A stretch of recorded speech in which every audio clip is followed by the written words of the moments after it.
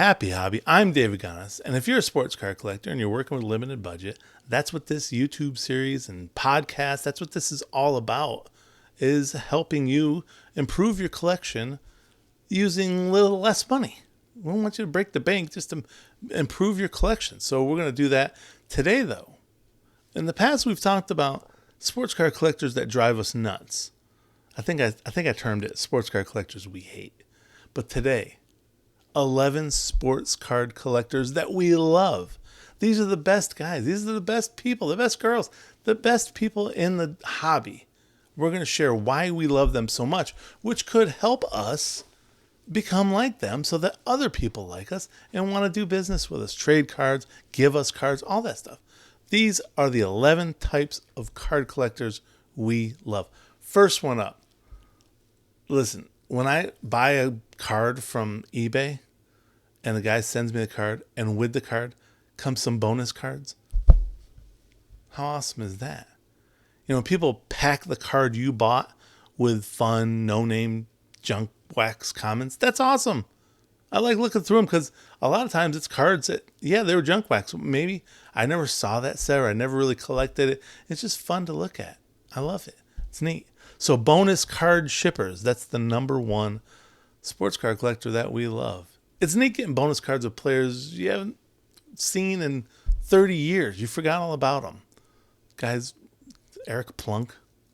That's a cool thing. We want that. That's a good thing. And they're protecting our good cards, so we appreciate that too. Number two, those people who PC random players that aren't superstars. So what I mean by that is somebody, you know, for instance, I'm PCing Junior Caminero. He's expensive. He's an expensive guy. The Rays usually aren't a very expensive team, but Junior Caminero makes them expensive in some breaks. But what about the guys that PC Brandon Lau, the second baseman for the Rays? Like who? Random. Some people love him. So that's cool. For instance, so we got Chris Goff. He's relatively new to our YouTube channel, past few months. And he had gotten a conversation with me, an email conversation back and forth. And he told me about how he collects Mike Yastrzemski. Loves Mike Yastrzemski. And the reason he loves Mike's cards is because Chris is friends with Mike's dad. So Mike Yastrzemski is the grandson of Carl Yastrzemski. So Carl Yastrzemski's son is friends with Mike Goff or with Chris Goff. So Chris Goff collects Mike Yastrzemski's cards. That's pretty awesome, right? You have to love that. So that made me feel happy for him that he gets so excited over Mike Yastrzemski's cards. So that's pretty cool. So that makes me want to track down some Mike Yastrzemski's cards for him, which I have done. At some point, I'll send him a little package with a few Mike Yastrzemski. Let's just say Mike Yas. I'll just say it like that. But that's pretty cool. Guys, people who collect random players. I love it. Number three, people who help kids get excited about this hobby. People who help kids get excited about sports cards. You have to love those guys. If kids get excited about cards, the hobby gets rejuvenated with a whole new cycle of people that want to collect. So if you see a kid at a card show, if you see a kid anywhere else, hook the kid up with some cards. Now, listen, make sure you check with the parents before you just run up to the kid and say, hey, do you like rookie cards? Don't do that. Don't do that. Make sure you check with the parents. It's okay for you to give them the rookie card or any cards for that matter. There's a gentleman on our Happy Hobby Sports Cards chat over at gonos.substack.com who said his little league team, his son's little league team, he has a 4-year-old and they're in little league, which I can't even wrap my head around that, to be honest with you. But they have little league. So what he does is he puts a bunch of random cards into packs and he gives them cards, gives the kids cards, and they love it. They have no idea what it is. They see baseball, but at some point they'll remember back to when they're given these cards and how awesome it was, and they'll remember some of the cards even, and then maybe they'll get into collecting. So make sure you do take advantage of an opportunity to make some kids happy with some cards. Maybe another guy in the chat mentioned dropping cards off, going to a police station, asking them, hey, can I drop these cards off for social services? And then the social services can give them to kids. That's a great idea. Or at least ask the police where you could drop them off. Don't just drop them off. Don't just drive up to the police station, shove them out the back of your car and take off. Ask, where's a good spot for me to drop them off? Number 4, random acts of kindness people who heard that you liked a player or a team. Does that make sense? So RAK, R-A-K, random acts of kindness. That stands for random acts of kindness because it's what some people do when they hear you like a player or a team. They send you cards for your PC. So how great are these people? Like, for instance, people know I like the Tampa Bay Rays. So every now and then, guys will send me cards of the Rays. That's pretty great. And not just, they'll send me like commons and old stuff, all that stuff. I love it. But sometimes they send me really cool stuff, like really, stuff that I haven't bought or slabs or whatever. I mean, it's really cool when you get into the community, into a card collecting community, the things that people will do for other people. And then I end up doing it for them. Like, well, who do you collect? Oh, well, let's see what cards I send them cards. So it's a pretty cool thing. The RAK people, the random acts of kindness people, you can't beat that. Number 5, humble collectors with great collections. If you're on social media anywhere, you see the people that brag about they got this card, they got that card. I end up doing it, but it's for content. You're showing them, hey, these are the cards. You're not bragging as much as you're just showing them. But there are some guys that are bragging. They'll maybe say bad stuff about other people's cards that they're happy about, and they'll come down on them and say stupid stuff. So those aren't the people I'm talking about. I'm talking about the humble collectors. And I'm going to share a story with you that I think you'll find is pretty funny. So when I moved to Central Texas 3 years ago now, I met a guy named Jim. He was a friend of my wife's. My wife is friends with him and his wife. He was excited to hear that I collected cards. We started talking about different stuff and sports. And he heard I collected cards, and he was excited. So we started talking for a while. And, here I am. 3 years ago, I had like 1,000 subscribers on my YouTube channel. I was flexing. Yeah, that's what I do. This is my thing. And, yeah, my cards. Oh, you should see my cards. And I wasn't really like that. But I'm giving you the image of here, I'm talking about my cards like they're awesome when they're not that awesome. Right? He was kind, and he showed excitement about the cards that I talked about excitedly. Well, then near the end of my narcissistic rant, I eventually asked him about his collection. And he hemmed and hawed, and he eventually shared with me, the different Mickey Mantle cards that he has in high grade in his collection. I was like, I was like, so after I picked my jaw up off the ground, I apologized for thinking he was just another like junk wax guy. Like, I didn't know. I thought he was like me. So he laughed, and we had a good time, and it was a good laugh. Now, fast forward 2 years to this to a Super Bowl, and he comes over to my house for the Super Bowl, and I hadn't seen him since then, to be honest with you, and I kind of forgot that whole story, which is horrible. One thing you'll find out about me is I forget a lot of things. I forget everything, not a lot of things. My wife is like my external hard drive. Shelby remembers everything for me so that I can just think about cards that I have. That's all. So he came to my Super Bowl party, brought him into my card room, showed him my cards, and he was like, "Hey, where'd you get those? Where'd those things come from?" And I thought he was like, I was like, "Well, they're graded. Like that's you get a card and you send it in, and the company grades it, puts it in a acrylic slab, and then they send it back." He's like, no. I mean, where did you buy your displays? I like your displays.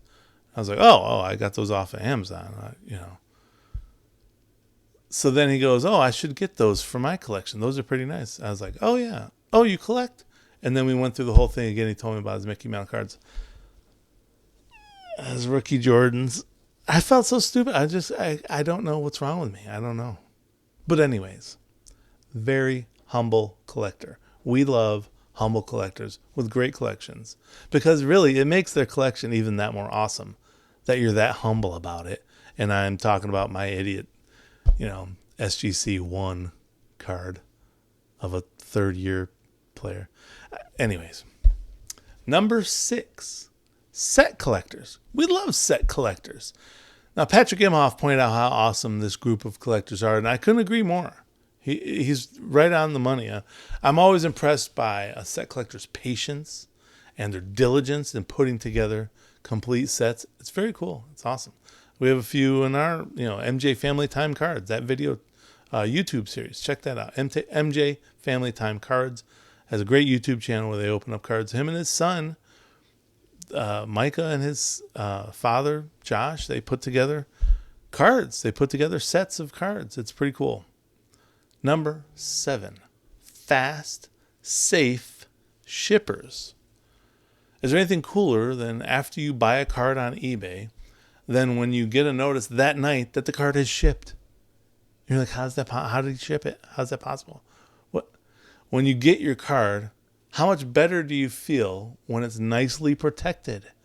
It has cardboard around it. It's got maybe even some plastic, I don't have them, but those plastic things that keep them even more protected.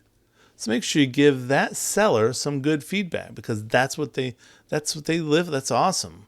When I go through feedback and I see someone says they protected the cards really well, shipped it immediately. Like that's the stuff I'm looking for when I see feedback. That's good. Very cool. Number 8, junk wax appreciators. Now, any member of the Junk Wax Appreciation Club, I'm a big fan. I love junk wax. I'm in on it. I grew up, that was my era. But I do believe junk wax is a misnomer. First off, wax packs stopped. They started being replaced in 1989. They stopped altogether, I think 1992. So let's stop with that because junk wax went well past 92. That 1989 was like the heart of the era. So to call all of it junk wax when some of them are in foil, no, you can't do that. Or plastic. Secondly, calling them junk just because they were overproduced, that's incorrect. So many of those cards are either A, worth money, like Ken Griffey Jr. cards are worth money. They're from the junk wax era, but they are good cards. Or B, they represent a very joyous time in our card collecting lives that we love to revisit. So why are we spitting on it by calling it junk wax?